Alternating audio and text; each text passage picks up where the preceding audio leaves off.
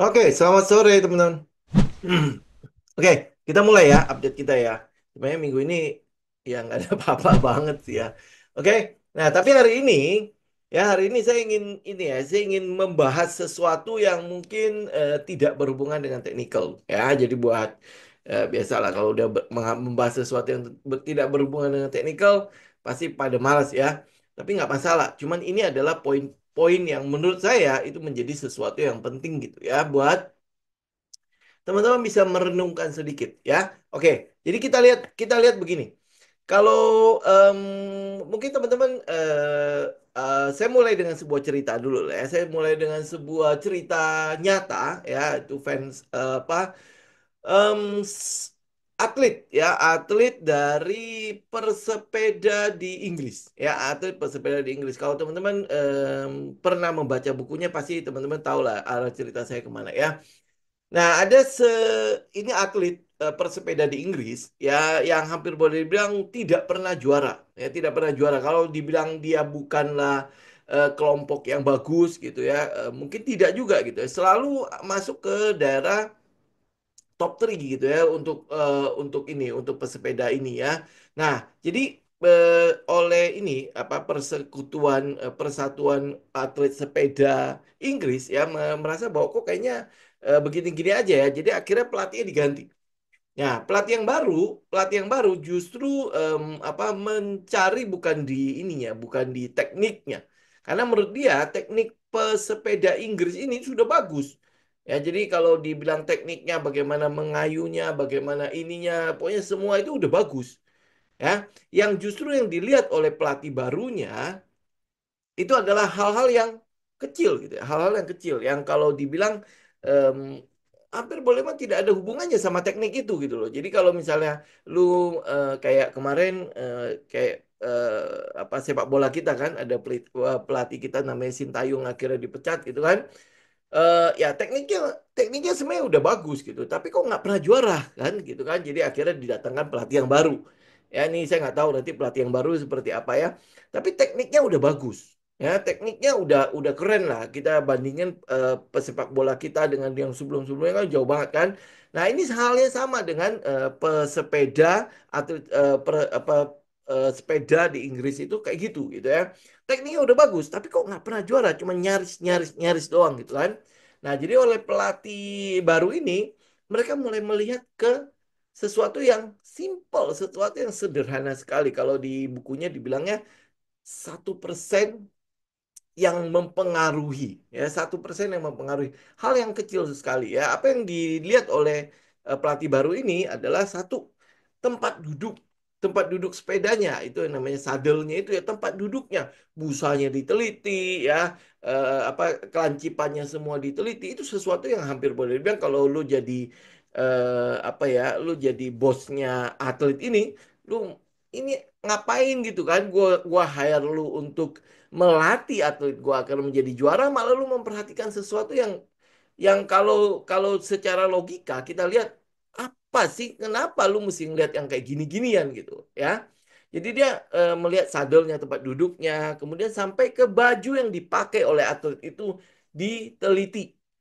Ya, baju ini apakah ini apa cukup aerodinamis ya apa nahan angin enggak atau dia bisa ngelewat angin bisa lewat enggak gitu kan. Itu sampai diteliti itu. Itu hampir boleh dibilang beneran kalau lu menjadi pemerintah Inggris saat itu ngapain gue bayar lu mahal-mahal cuman beginian.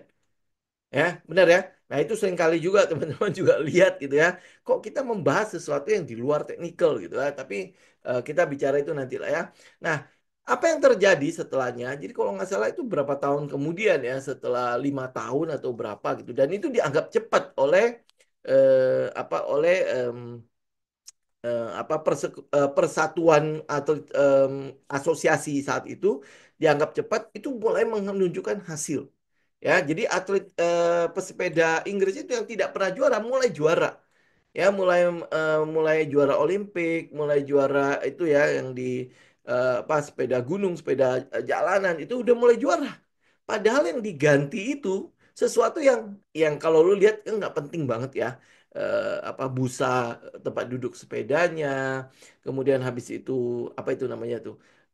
bajunya, ya, bannya dan lain sebagainya itu hampir boleh bang, itu bukan sesuatu yang penting banget, tetapi itu berefek, ya, itu memberikan efek yang luar biasa gitu. Ya, kalau di bukunya kan kita bilangnya itu 1% kok. 1% dari hal yang di, nggak dilihat sama sekali. Apa sih yang lu lihat 1% itu?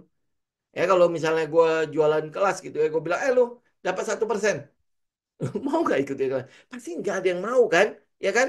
Tetapi justru 1% itu menentukan hampir boleh bilang segalanya, memberikan memberikan perspektif hasil yang luar biasa berbeda sekali. Ya, itu halnya dengan kita sering bilang itu sebagai compounding, ya, atau bunga majemuk dan lain sebagainya. Lu tahu nggak dengan 1%?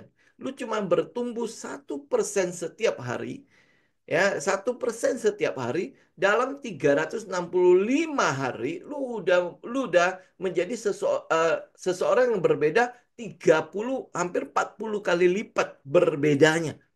Ya, kalau lihat dari angka, sebentar ya, saya ituin di angka dulu. Nah, ini teman-teman lihat di angka.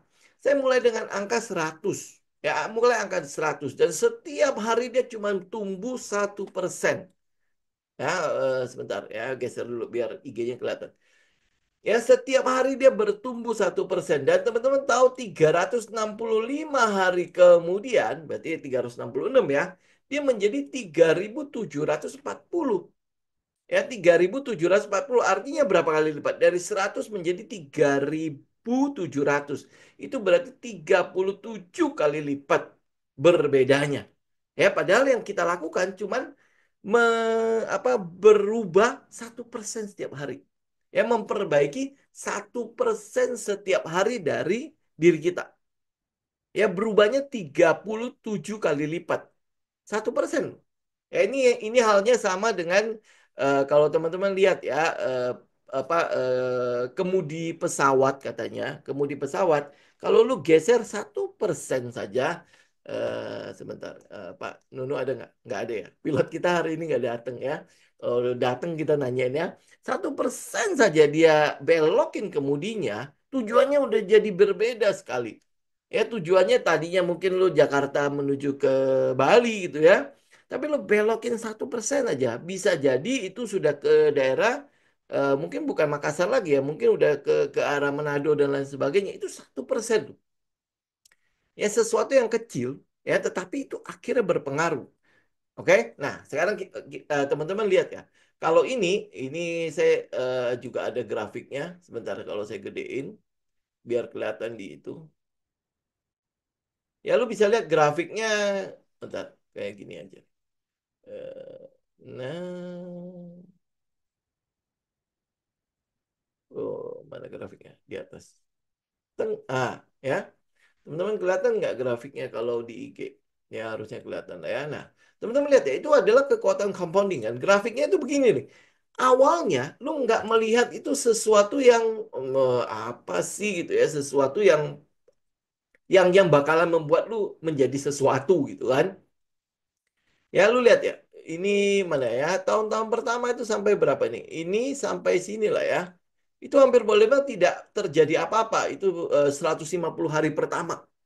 150 hari pertama sampai 200 hari pertama lah.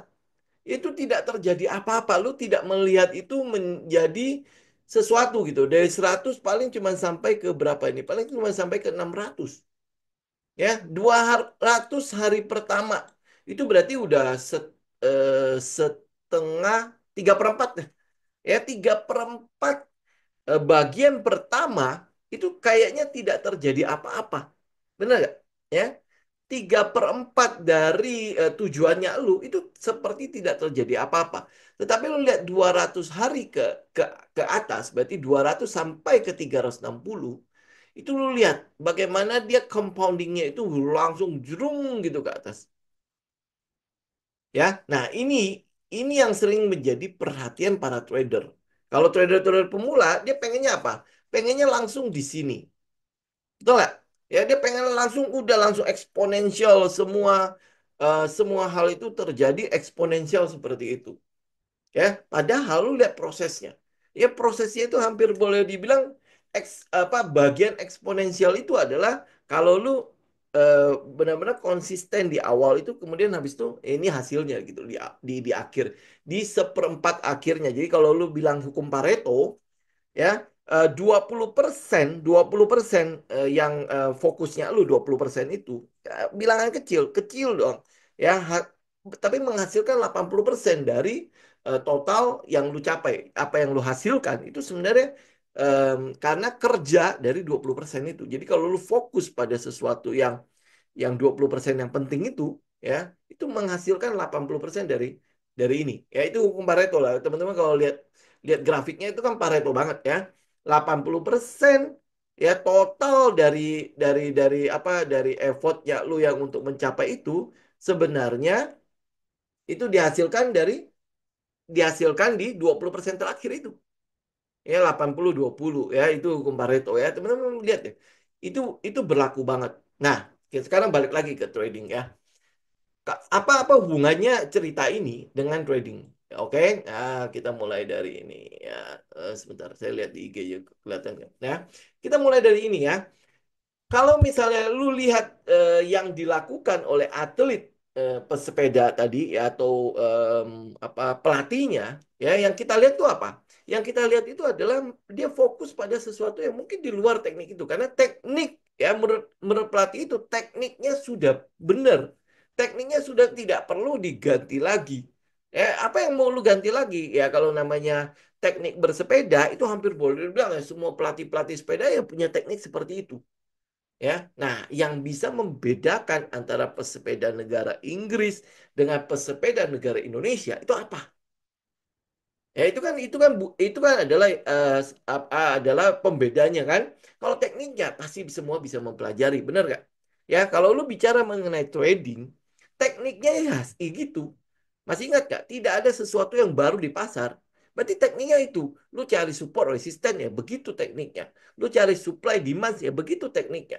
Lu menggunakan MACD ya, begitu tekniknya. Lu menggunakan RSI, begitu tekniknya. Udah, lu menggunakan yang namanya Fibonacci, tekniknya begitu. Nah, yang membedakan tek lu kok bisa berhasil dan yang lain tidak, itu apa? Itu apa? Itu yang perlu kita renungkan kan ya. Ya, bisa jadi itu bukan masalah di tekniknya. Bisa jadi itu masalah di kitanya. Ya, kitanya, diri kita nih. Ya, apa yang lu lakukan sebelum lu di tradingnya, sebelum lu memasuki arena itu yang perlu kita renungkan gitu ya. Yang hampir boleh bilang tidak pernah menjadi perhatiannya kita. Ya, pokoknya kalau lu mau trading ya sudah, oke, gue belajar tekniknya, kemudian udah gue pasang buy, sell, peng, udah gitu ya. Dan itu harus menghasilkan. Ya, poinnya kan di situ ya. Nah, tapi ternyata selama selama akhir tahun ya, saya buka-buka lagi, saya evaluasi ya apa yang sudah menjadi apa yang menjadi jurnal saya di dalam trading, apa yang saya lakukan selama 1 tahun ya. Nah, saya menemukan ya, termasuk yang di buku itu ya, memberikan kayak, bang, oh iya ya, ya, saya melihat bahwa ini bukan masalah di tekniknya. Kalau teknik kita udah stop di situ aja, frameworknya kita udah di situ, ya, saya pikir udah selesai lah, udah kelar lah. Kita mau nambahin apa lagi udah nggak perlu lagi gitu kan, karena eh, hasilnya sudah di depan mata kita, udah membuktikan bahwa oh ini framework trading kita udah clear gitu. Nah, tetapi kenapa penggunaannya berbeda ya hasilnya ya di si A, si B, si C, si D gitu kan?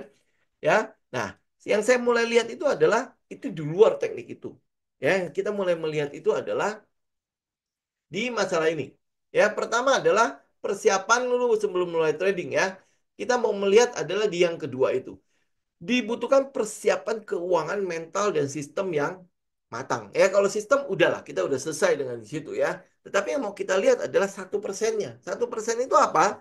1%-nya itu adalah persiapan keuangannya kita.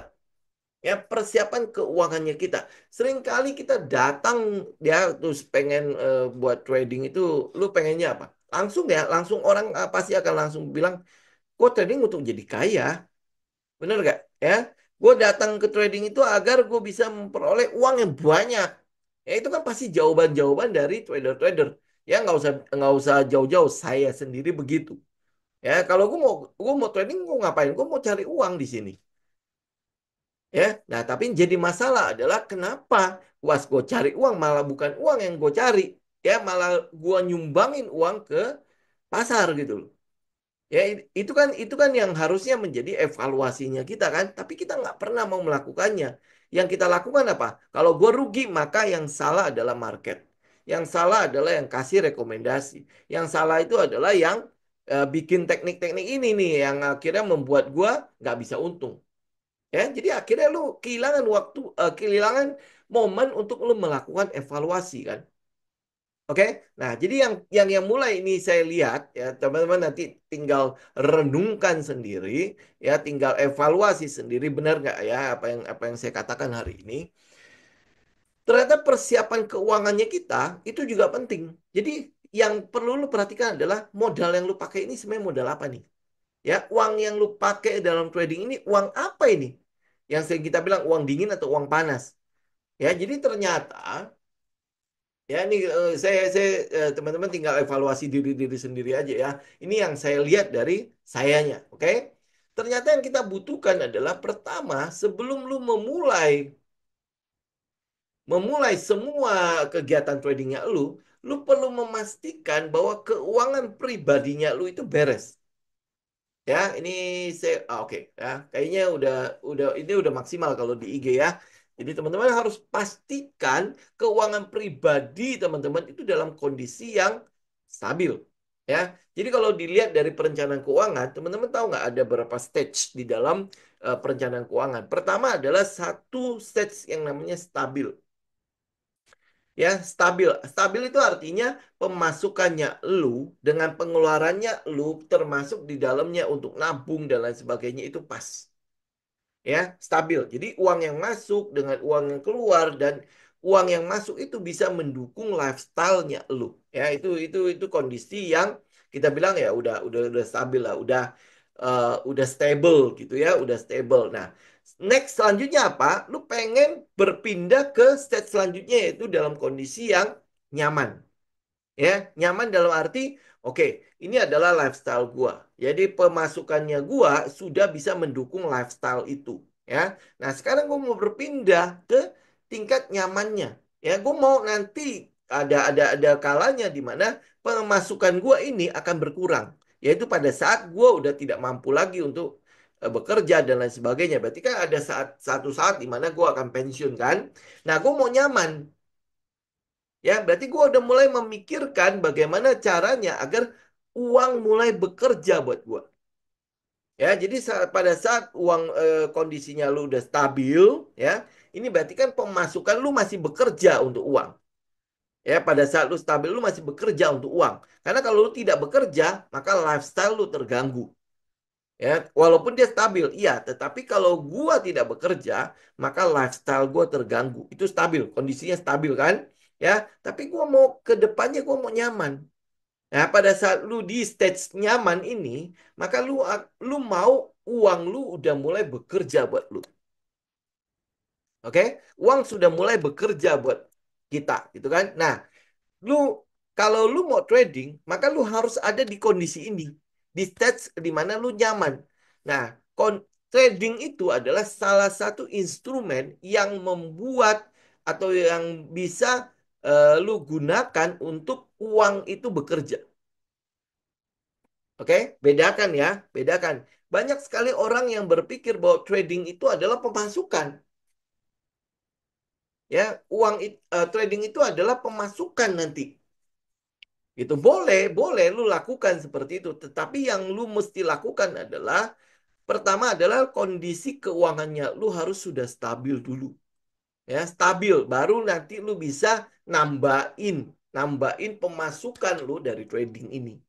Ya. Nah, orang seringkali ini aja nggak stabil, ya kondisi keuangannya nggak stabil, kemudian dia comot uang ini, kemudian dia pakai buat trading. Ya akhirnya apa? Akhirnya emosi lu kenapa seringkali terganggu? Ya itu karena ini. Kenapa lu tidak bisa menunggu sampai trennya patah, menunggu sampai trennya selesai? Kenapa lu tidak bisa menunggu sampai oh dia udah break MA50 kemudian kita keluar gitu ya? Kenapa lu nggak bisa menunggu sampai trailing stopnya selesai? Atau bahkan kalau misalnya lu menggunakan best on best strategi untuk ngikutin dia sampai benar-benar sampai selesai, itu bisa berapa lama? Kenapa lu nggak bisa ikutin? Karena lu didesak oleh kebutuhan untuk membayar nih. Ya, untuk melakukan pembayaran-pembayaran ini nih. Jadi akhirnya lu terpaksa harus menarik uang itu untuk nutupin apa yang sebenarnya menjadi kebutuhan lu. Ya, karena itulah makanya ini 1%. Ini adalah 1% di luar dari teknik-teknik itu. Ya, di luar dari technical, fundamental, segala macam. Lu nggak usah mikirin itu dulu. Ya, pada saat keuangannya lu tidak dalam posisi yang stabil, dan lu bukan berada di kuadran satunya lagi yang itu namanya ya, stage yang saya sebut sebagai nyaman itu, ya, maka lu akan bermasalah dengan psikologinya lu saat lu trading. Oke, ya, ini salah satu bahan yang mungkin nanti akan ada di apa namanya di bootcamp, ya, di bootcamp, ya. Jadi nanti kita akan korek, ya, koreksi maksudnya nggak usah jujur sama saya, teman-teman harus jujur sama diri sendiri, ya. Jadi em, apa eh, keuangan kita sekarang ada di posisi stabil nggak? Kalau dia udah stabil, maka lu pindah ke nyaman. Kita menciptakan aliran baru pendapatan untuk mengisi keuangannya kita sehingga nanti kita bisa pindah ke yang namanya freedom. Ya, jadi uang itu yang akhirnya nanti bekerja buat kita pada saat financial freedom kan uang yang bekerja buat kita bukan kita lagi. Ya, jadi kalau lu istilahin bahasa kerennya adalah kalau di dalam posisi stage yang stabil, lu masih bekerja dengan menjual waktunya lu. Ya, waktunya lu jual. Ya 9 to 5 ya jam 9 sampai ke jam 5 sore itu adalah lu jual waktu lu untuk dapat uang. Oke? Ya lu jual waktu lu untuk uang.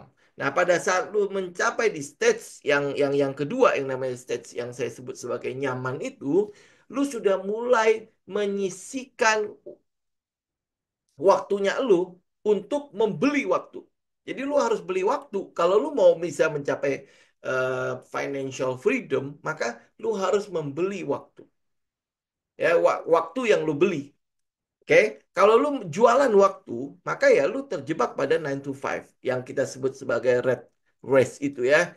Jadi perlombaan tikus itu ya. Tahu ya perlombaan tikus. Jadi em, kalau punya marmut, ya lu selalu akan kasih mainan itu kan yang itu yang Ferris wheel itu loh yang berputar-putar itu. Nah, kalau lu taruh marmut di situ dia akan jalan terus ya. Nah, menurut lo marmut itu sebenarnya lari nggak? Nggak kan, dia di situ-situ aja kan? Iya di roda itu doang kan? Nah, itu kalau lu jual waktu ya kayak gitu. Ya lu di situ aja. Nah, begitu kalau lu nggak sanggup lagi, maka udah berhenti keuangannya lu. Ngerti ya? Itu membeli waktu. Apa, lu jualan waktu. Ya, lu jualan waktu. Nah, sedangkan di tahap yang nyaman dengan tahap financial freedom, lu harus membeli waktu. Jadi lu mulai membeli waktu. Ya, lu membeli waktu bukan jualan waktu lagi. Jadi artinya kalau lu trading kan kita nggak butuh ya sampai harus jauh dari jam 9 sampai jam 4 sore kan, ya nggak usah kayak gitu. Jadi kalau memang oke, ini sekarang gue masih 9 to 5. Nah, berarti gue udah mulai menyisikan uang gue untuk dia bekerja. Oh, ini misalnya ada sama apa nih? Oh, saham ini cukup bagus. Oh, dengan katalisnya kayak segala macam. Oh, gue tinggal taruh di situ. Teng. Ya, aku melakukan akumulasi gitu kan. Ya oke, dia udah mulai peng, oke. Nah, nanti udah menjelang sore ya baru kita cek lagi kan. Ya artinya kita tidak perlu harus nongkrong di depan monitor untuk memantau itu semua. Kita nggak butuh, eh, kita nggak perlu menjual waktu. Kita nggak perlu menjual waktunya kita untuk melihatin kayak gituan. Ya, jadi artinya kalau lu masih terikat dengan monitor, ya artinya sama, lu juga menjual waktu lu untuk dapat uang. Oke, jadi lu nggak akan ada di stage nyaman kecuali memang lu adalah trading for living. Itu trading for living kita bicara nanti aja lah ya. Itu pun ada ininya, ada tekniknya. Saya kayaknya udah pernah membahas trading for living ya. Oke, nah jadi ini adalah 1%, nggak ada hubungan sama trading kan. Tetapi kalau lu atur waktu keuangan pribadi lu udah beres, jadi stabil sudah, dan lu udah kondisi nyaman, di sini lu ada di trading. Pada saat lu cuman stabil toh, lu jangan ke trading. Beneran, itu akan mempengaruhi psikologinya lu banget ya. Nah, kalau lu nggak percaya, silakan cek diri sendiri. Jujur aja sama diri sendiri. Bener nggak? Kalau keuangan pribadi gue belum beres dan gue mulai trading, maka eh, apa kita bilang ya? em,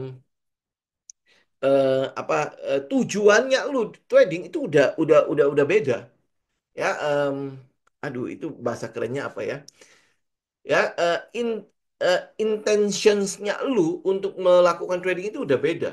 Ya, lu harusnya kan kalau di trading kan kita punya framework. Ya, lu harusnya bisa ikutin namanya trading plan kan.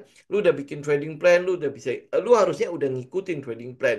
Lu tahu winning rate-nya lu tahu win rate gua berapa kali loss, berapa kali cuan gitu kan, berapa kali untung ya. Ada kalau dijumlahin ini dapat win rate-nya segitu ya. Nah, kenapa gue nggak bisa konsisten ikut itu?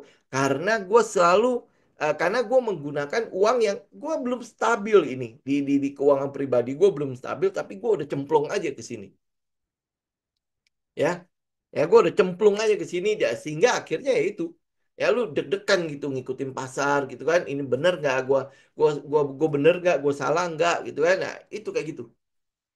Ya, jadi pertama adalah kalau saya boleh saran kepada teman-teman, sebelum lu masuk ke dalam dunia trading ini, ya entah itu lu mau scalping, entah lu mau swing, entah lu mau ke position segala macam ya, pastikan dulu keuangan pribadi lu beres.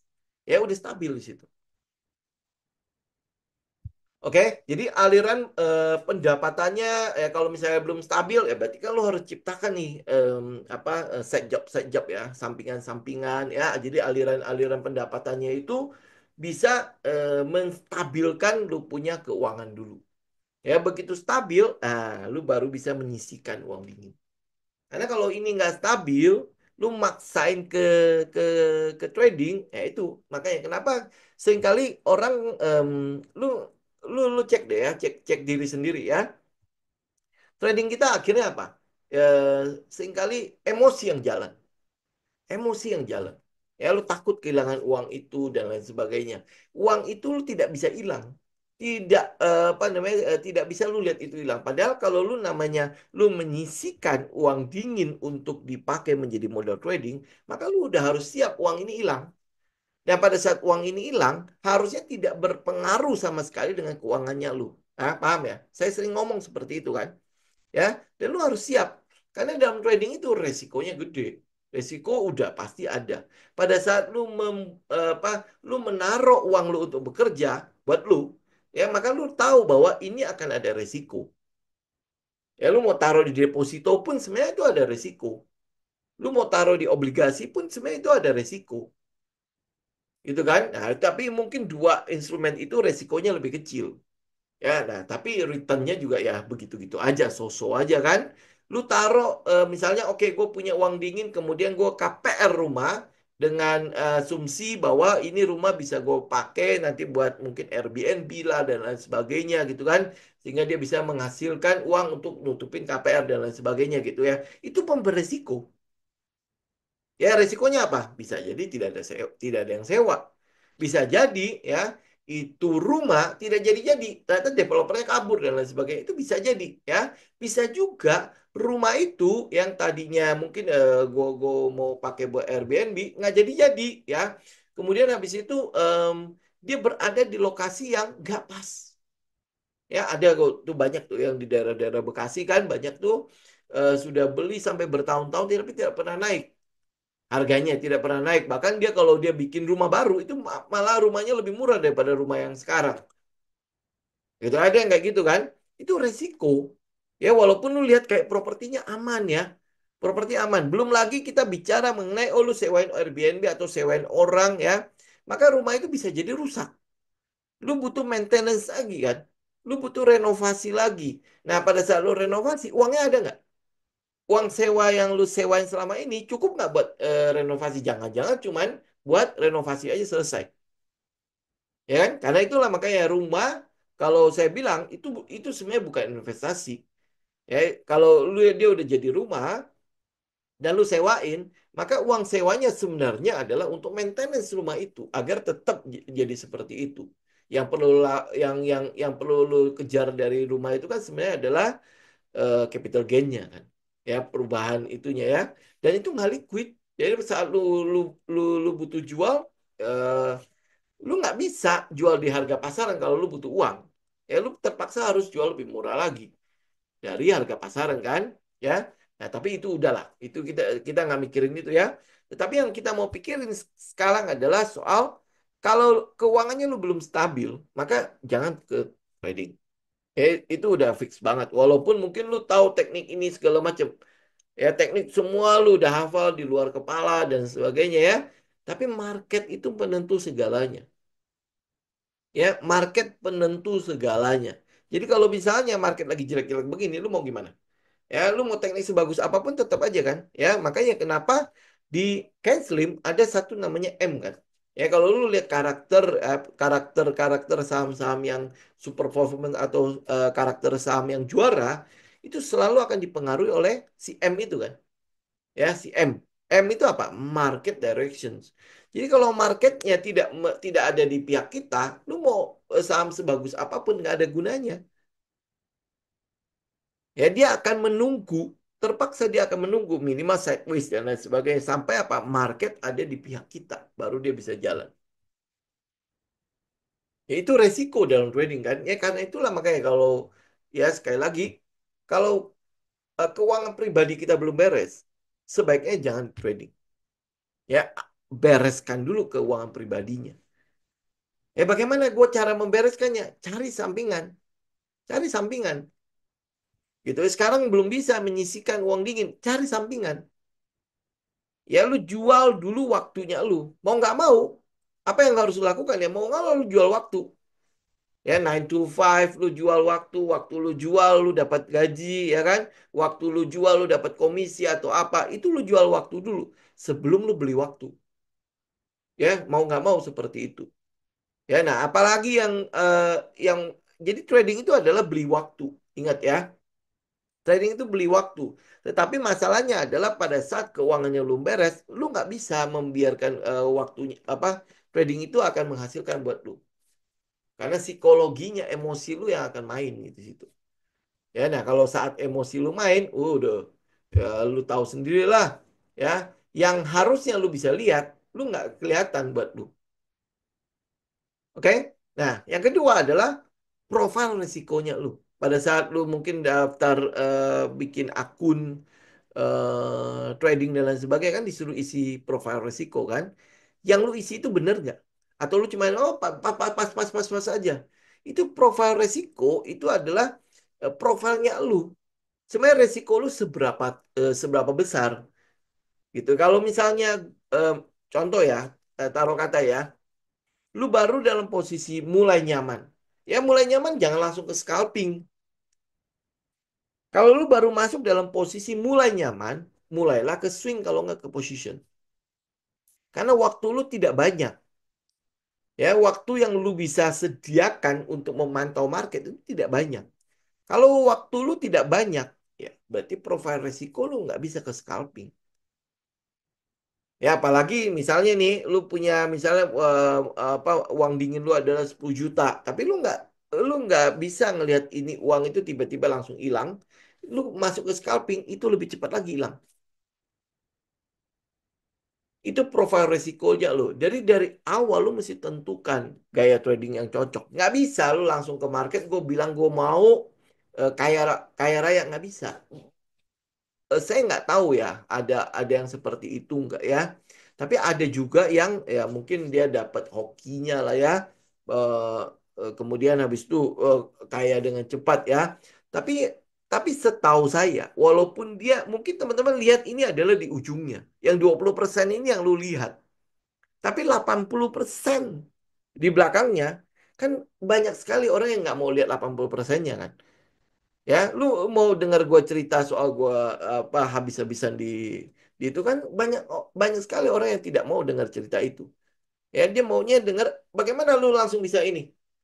Ya, oh teknik-teknik segini tuh. Apakah lu pakai langsung langsung jadi kayak gitu? Ya, kalau makanya ada proses tetap 80-20% ada di dalam setiap apa individu-individu trader lah. Dia pasti akan ngelewatin apa masa-masa itulah. 80% berproses itu. Ya, baru dia bisa mencapai yang 20% yang tiba-tiba naik kenceng itu ya. Ini ya, mana sih? Nih, ya itu udah hukum Pareto. Ya kalau saya nggak tahu lah teman-teman, kalau teman-teman lihat kayak misalnya Pak Lo aja deh, dia kan nggak langsung di sini kan, ya tiba-tiba langsung dapat 2 triliun tidak kan, ya dia prosesnya di sini. Lu lihat Warren Buffett. Ya Warren Buffett kan ngomongnya apa? Dia kalau ini ya bahasa marketingnya kan dia ngumpulin kaleng Coca-Cola kemudian habis itu jadi modalnya dia sebenarnya enggak ya. Modal dia yang paling besar itu adalah dia ngumpulin dari saudara-saudaranya, tetangga-tetangganya akhirnya mendapatkan satu modal. Nah, di sini dia menjalani compounding. Tetapi saat dia berani mengumpulkan dana-dana dari orang-orang, dia sudah punya teknik yang mumpuni, ya, yang sudah dia pelajari selama 80% ya total waktu dia melakukan investasi. Jadi kalau hari ini dia punya 5.000 triliun, 5.000 triliun sebenarnya dihasilkan dari 20% waktu sisanya. Lu teman-teman lihat deh. 20% sebelumnya kalau misalnya sekarang dia anggaplah dia sekarang 50 tahun di bursa ya. Berarti 20%-nya adalah 10 tahun. Lu lihat 10 tahun terakhir dia dapat uang yang besar sekali di situ. Ya, dari 5.000 triliun ini sebenarnya dihasilkan dari 10 tahun terakhir. Yang gedenya itu dari 10 tahun terakhir. Dan lu jangan nanti kalau dia punya uang 10 triliun, 10.000 triliun, ya dan lu lihat bahkan uang yang tadinya bisa berlipat ganda itu dihasilkan oleh 20% total apa sisa em, apa gimana ya 20% em, apa keseluruhan masa investasinya dia. Jadi dia ada di misalnya di market itu 60 tahun ya. Nah, lu tinggal lihat ya 20 tahun terakhir itu dia dapat uang yang banyak itu. Dulu akan lihat seperti itu gitu. Ya. Oke. Saya nggak akan bahas sampai ke detail-detailnya ya, tapi ini boleh menjadi sebuah renungan buat teman-teman lah ya, bahwa ini yang balik lagi ke cerita soal atlet sepeda itu. Pelatihnya itu fokusnya di mana? Fokus di 1% sesuatu yang orang hampir boleh bilang tidak melihat itu. Ini nggak penting banget lu perhatikan gitu loh. Ya, tetapi justru yang itu membuat peningkatan prestasinya itu menjadi pencapaian-pencapaian prestasinya menjadi prestasi-prestasi yang gede. Yang tadinya tidak pernah juara menjadi juara. Yang diganti apa? Tekniknya diganti? Enggak. Tekniknya tidak diganti. Yang dia ganti itu adalah tempat duduk sepedanya, sadelnya, apa rodanya, bannya diperhitungkan, bajunya diperhitungkan. Itu yang diganti oleh pelatih yang barunya. Dan itu membuat prestasi atau pencapaian-pencapaian gede terjadi ya pada apa atlet sepeda itu. Nah, kalau lu lihat dari kita. Ya ini hasil hasil inilah hasil perenungan saya lah ya. Teman-teman boleh coba cek ya. Makanya saya bilang bikin jurnal. Ya lu jurnalin ya, kemudian habis itu lu tahu apa yang lu lakukan setiap hari. Lalu coba evaluasi itu. Bener nggak? Lah ini nggak ada urusan sama soal teknik nih. Teknik gua udah oke, udah fine-fine aja. Ya, nah masalah di mana? Jangan-jangan di luar dari urusan teknik ini nih. Ya. Nah, lu coba cek dengan persoalan modal yang lu pakai. Ya, modal yang lu pakai itu adalah penentu sebenarnya. Lu emosi apa tidak, itu dari modal ini nih. Kalau modal lu udah tahu ini akan hilang ya dan lu fine-fine aja ya. Dan kemudian lu tahu tekniknya lu seperti apa, ya sudah, ya jalan aja. Ya kalau dia nggak kena stop loss semua sesuai dengan plan ya, gue biarin aja. Benar nggak? Lu akan tenang-tenang saja kok. Lu akan fine-fine aja.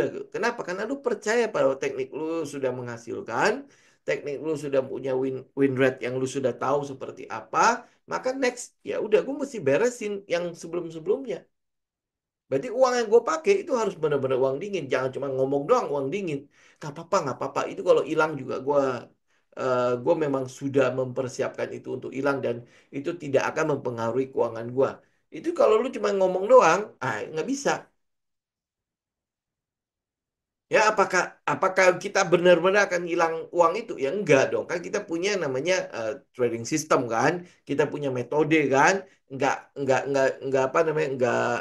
Enggak sembrono gitu loh trading ya. Pokoknya udah nggak apa-apa hilang-hilang nggak apa-apa. Gua itu ya enggak seperti itu kan. Kita punya manajemen risiko, kita punya money management, kita punya risk management. Ya, kita pun tahu win rate kita. Kita tahu, oh ini stop loss. Kalau dia kena stop loss, gua hilang berapa kita tahu. Semua resiko itu kita hitung, ya kan? Ya, tetapi masalahnya adalah di psikologinya kita. Yang lu mesti tekankan itu di psikologinya kita. Saat keuangannya lu beres, maka psikologi lu juga akan beres. Psikologi lu juga akan beres. Jadi lu akan lebih percaya pada tekniknya lu, dan lu juga percaya bahwa ada kekuatan compounding di situ. Ya, hari ini mungkin gue masih belajar bagaimana cara menggunakan frameworknya, bagaimana gue menggunakan metodenya, kan? Ya, saat gue sudah, teman-teman tahu nggak ada dua hal yang teman-teman bisa perhatikan ya. Satu adalah logika, yang kedua adalah intuisi.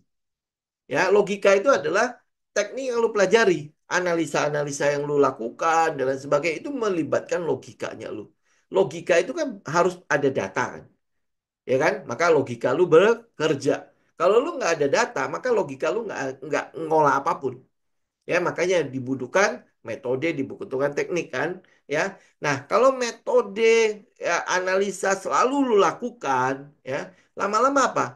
Intuisi lu terpicu. Intuisi itu apa sih sebenarnya?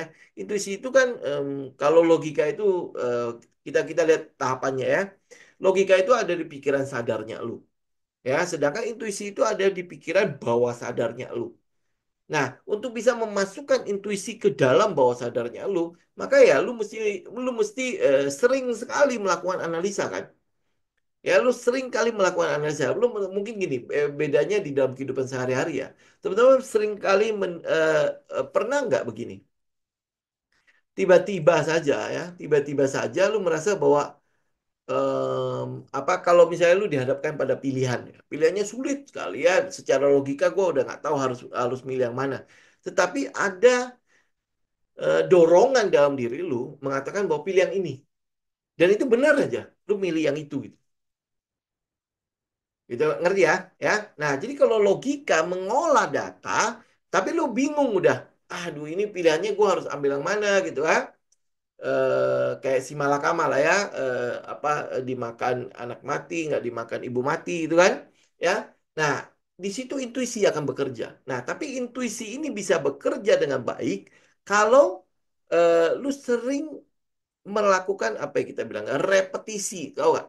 Ya, repetisi. Jadi kalau lu sering melakukan analisa terhadap misalnya saham ini, lu sering melakukan analisa charting ya dan lain sebagainya, lu mengulangi terus apa metodenya, lu mengulangi terus framework yang urutan-urutan yang lu harus lakukan di dalam melakukan analisa itu kan lu pakai logika semua ya.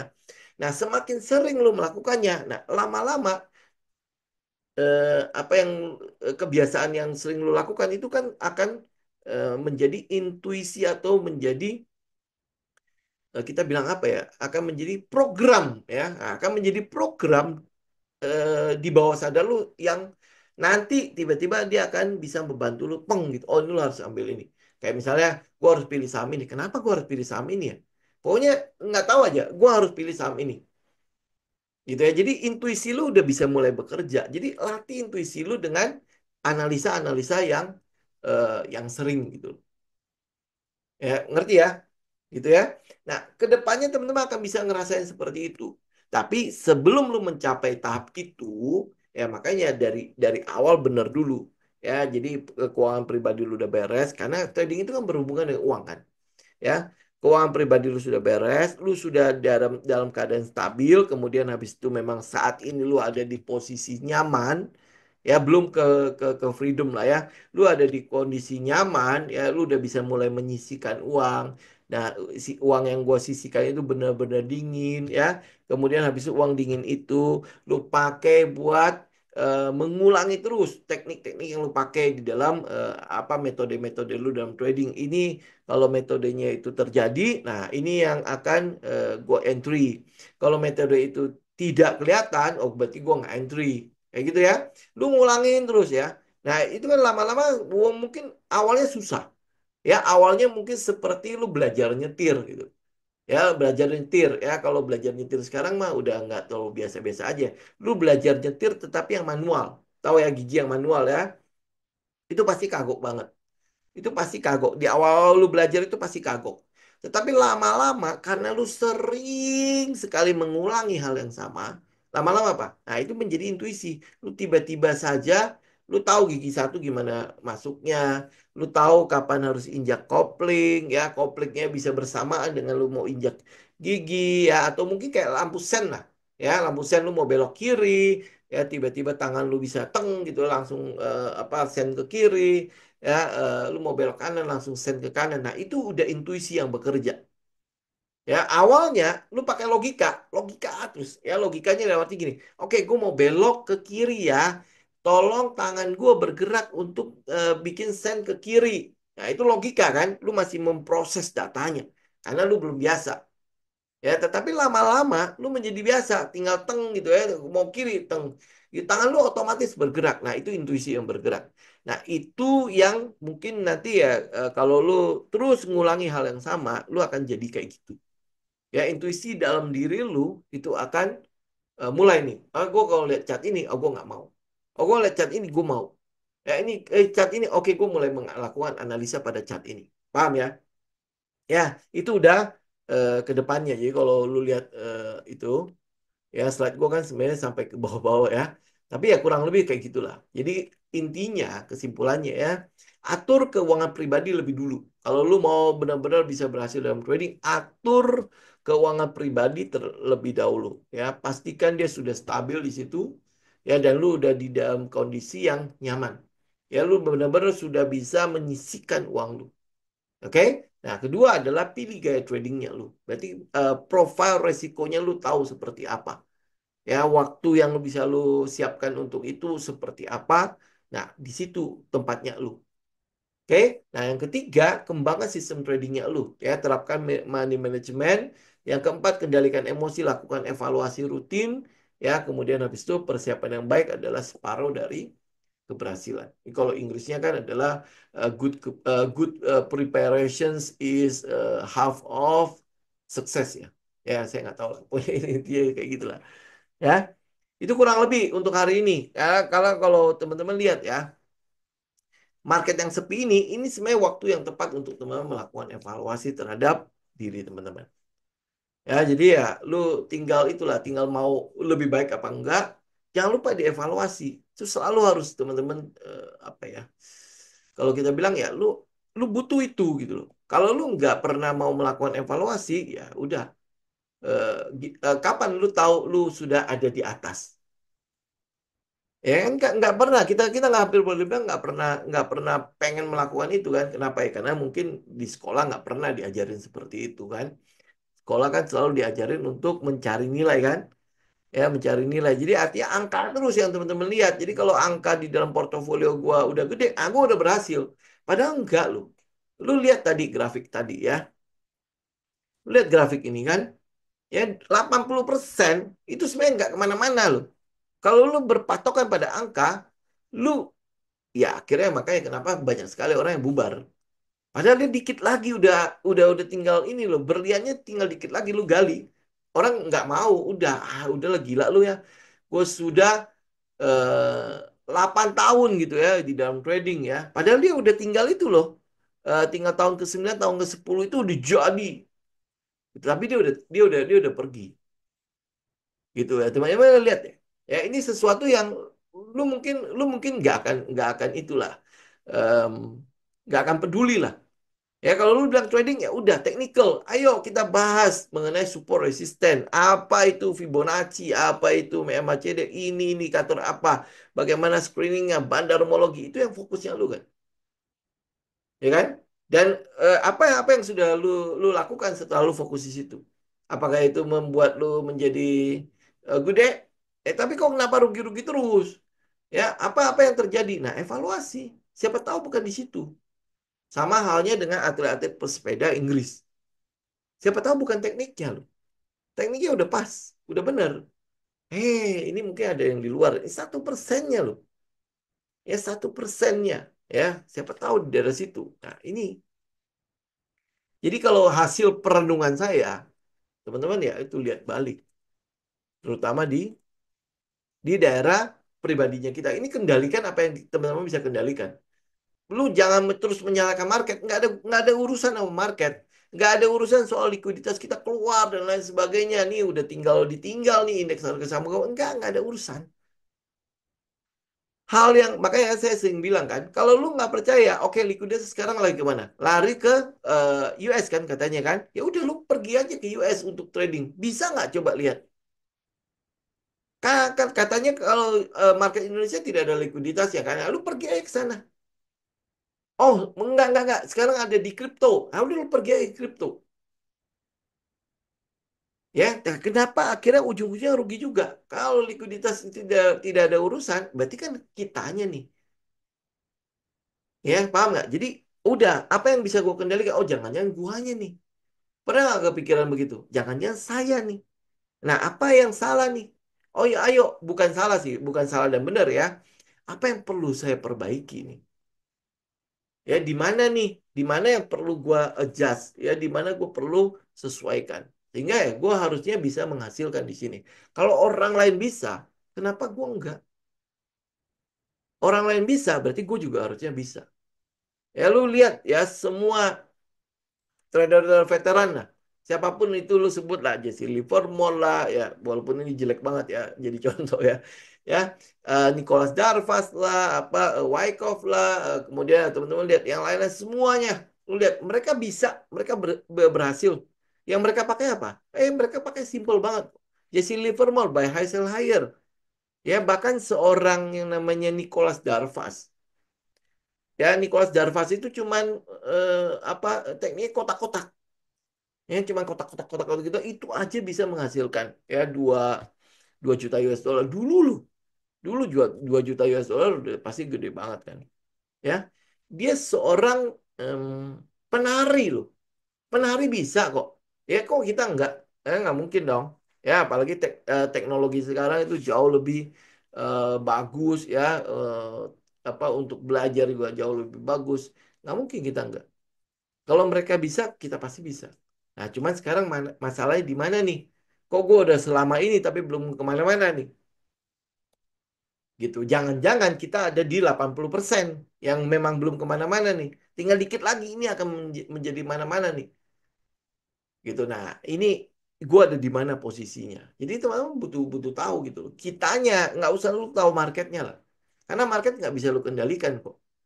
Orang lain nggak bisa lu kendalikan. Yang bisa lu kendalikan adalah lu sama modalnya lu, uangnya lu. Ya, lu bisa klik buy, klik sell. Lu bener nggak gue klik buy, klik sell? Gue tahu nggak sih sebenarnya apa yang gue buy, apa sih yang gue sell, gitu kan? Gitu. Ya, coba renungkan. Ya, coba renungkan. Makanya saya cuma mengajak teman-teman untuk ya ayolah evaluasi lah. Ada waktu buat teman-teman evaluasi mumpung market lagi sepi-sepi seperti ini kan?